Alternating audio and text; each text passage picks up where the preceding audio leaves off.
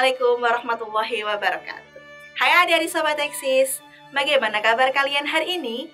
Semoga kalian semua dalam keadaan baik dan juga sehat. Berjumpa kembali dengan Kak Ella di channel Edukasi Eksis, tempatnya kita belajar dan berbagi wawasan.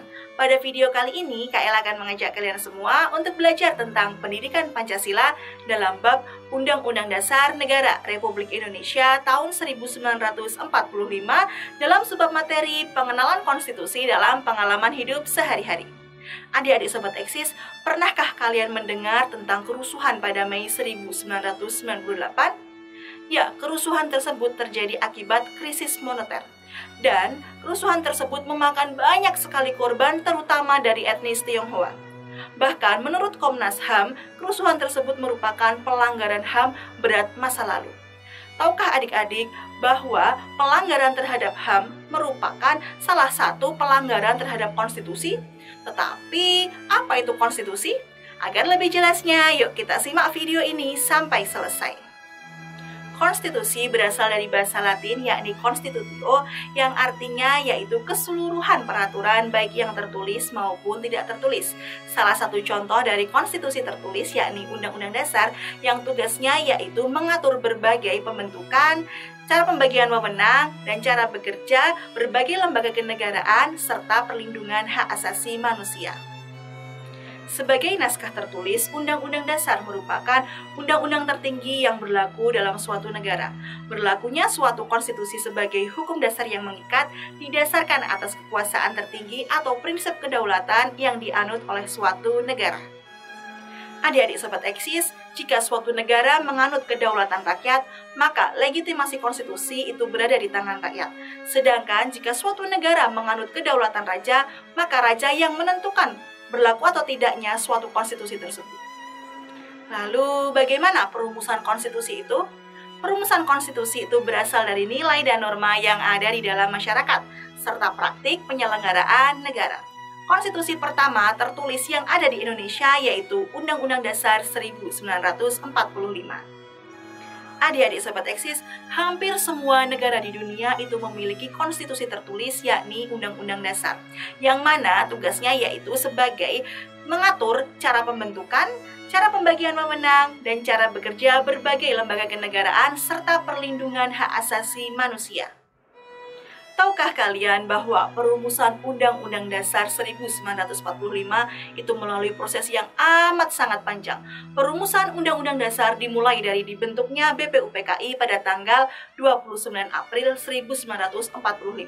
Awalnya BPUPKI merumuskan rancangan dasar negara. Selanjutnya BPUPKI merumuskan rancangan dari Undang-Undang Dasar. Pada sidang kedua BPUPKI itu membahas tentang rancangan Undang-Undang Dasar, yang mana pada sidang ini dibentuklah Panitia Perancang Undang-Undang Dasar yang diketuai oleh Insinyur Soekarno, yang bertugas untuk menyusun rancangan Undang-Undang Dasar. Panitia ini membentuk pembukaan Undang-Undang Dasar yang tercantum pada Piagam Jakarta sebagai rencana untuk pembukaan Undang-Undang Dasar 1945. Selain itu, dibentuk pula panitia kecil yang tugasnya adalah menyusun rancangan Undang-Undang Dasar dan berbagai pasal-pasalnya yang diketuai oleh Mr. Supomo. Lalu pada tanggal 14 Juli BPUPKI melanjutkan sidang untuk menerima laporan dari panitia perancang undang-undang. Insinyur Soekarno sebagai ketua melaporkan 3 hal, yakni pernyataan Indonesia Merdeka, pembukaan Undang-Undang Dasar, dan batang tubuh Undang-Undang Dasar. Setelah berhasil merumuskan rancangan Undang-Undang Dasar 1945, BPUPKI digantikan dengan PPKI. Sistematika Undang-Undang Dasar Negara Republik Indonesia tahun 1945 ditetapkan dan disahkan oleh PPKI pada tanggal 18 Agustus 1945, terdiri atas hal-hal sebagai berikut. Yang pertama, pembukaan, terdiri atas 4 alinea yang pada alinea keempat tercantum dasar negara yakni Pancasila. Yang kedua, batang tubuh atau isi yang terdiri atas 16 bab, 37 pasal, 4 aturan peralihan dan 2 aturan tambahan. Yang ketiga, penjelasan, terdiri atas penjelasan umum dan penjelasan pasal demi pasal. Yang ketiga, penjelasan yang terdiri atas penjelasan umum dan penjelasan pasal demi pasal. Pemberlakuan Undang-Undang Dasar 1945 sempat diberhentikan selama 9 tahun dengan berlakunya Konstitusi Republik Indonesia Serikat dan UUDS 1950. UUD 1945 kembali berlaku sebagai konstitusi negara melalui dekret presiden yang dikeluarkan oleh Presiden Soekarno pada tanggal 5 Juli 1950. Tetapi adik-adik Sobat Eksis, Undang-Undang Dasar yang kita gunakan ataupun ketahui saat ini bukan sama seperti susunan yang pertama kali dibuat loh. Karena Undang-Undang Dasar Negara Republik Indonesia tahun 1945 telah mengalami amandemen. Apa itu amandemen?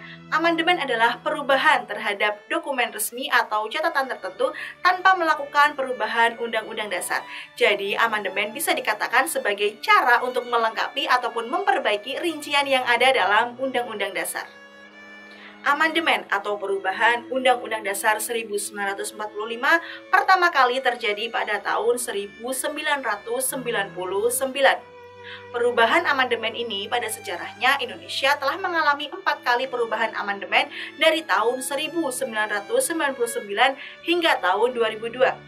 Artinya, konstitusi ini telah menjadi konstitusi yang demokratis dan modern, sehingga konstitusi ini siap menjadi konstitusi sebagai dasar penyelenggaraan negara dan kehidupan berbangsa yang mengantarkan masyarakat Indonesia kepada bangsa yang adil dan makmur. Adik-adik Sobat Eksis, dalam Undang-Undang Dasar 1945 terdapat beberapa pasal-pasal yang berkaitan dengan kehidupan warganya. Apa saja ya pasal-pasal yang berkaitan dengan kehidupan warganya sehari-hari? Yuk kita cari tahu bersama-sama tentang pasal-pasal yang berkaitan dengan kehidupan seluruh warga Indonesia. Pasal yang berkaitan dengan hak dan kewajiban warga negara. Ada beberapa pasal yang berkaitan dengan hak dan kewajiban sebagai warga negara, seperti pasal 26, pasal 27, dan pasal 30. Pasal 26 berisikan tentang ketentuan warga negara dan syarat kewarganegaraan. Pasal 27 berisikan kedudukan warga negara di dalam hukum dan hak warga negara atas pekerjaan serta penghidupan yang layak. Sedangkan pasal 30 berisikan tentang hak dan kewajiban warga negara ikut dalam pembelaan negara. Pasal yang berkaitan dengan hak asasi manusia. Pasal yang berkaitan dengan hak asasi manusia yakni pasal 28A, 28B, dan 28C. Pasal 28A berisikan tentang hak mempertahankan hidup dan kehidupan. Pasal 28B berisikan tentang hak membentuk keluarga dan melanjutkan keluarga melalui perkawinan, serta berisikan hak seorang anak. Pasal 28C berisikan tentang hak mengembangkan diri dan mendapatkan pendidikan serta ilmu. Pasal ini juga berisikan tentang hak untuk memajukan diri dan memperjuangkan hak secara kolektif. Pasal yang berkaitan dengan kebebasan beragama. Pasal yang berkaitan dengan kebebasan beragama dalam Undang-Undang Dasar Negara Republik Indonesia tahun 1945, yakni pasal 29. Pasal 29 berisikan negara berdasar atas ketuhanan yang Maha Esa. Yang kedua, negara menjamin kemerdekaan tiap-tiap penduduk untuk memeluk agamanya masing-masing dan untuk beribadah menurut agamanya dan kepercayaan itu. Pasal yang berkaitan dengan pendidikan. Pasal 31 adalah pasal yang berkaitan dengan pendidikan. Berikut ini adalah isi dari pasal 31. Ayat 1, setiap warga negara berhak mendapat pendidikan.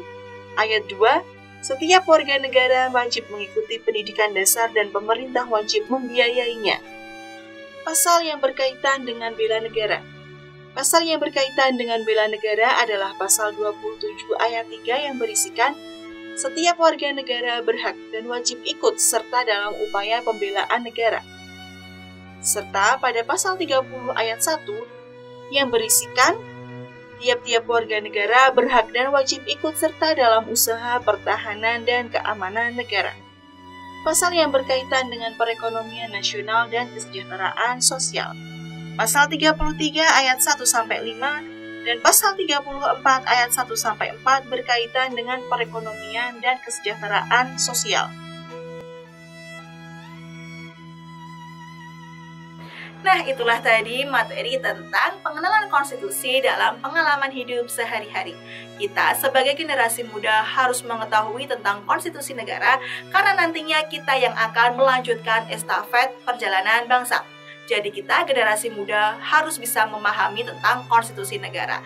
Dan ingat ya, kita juga harus yang terdepan dalam memahami konstitusi negara.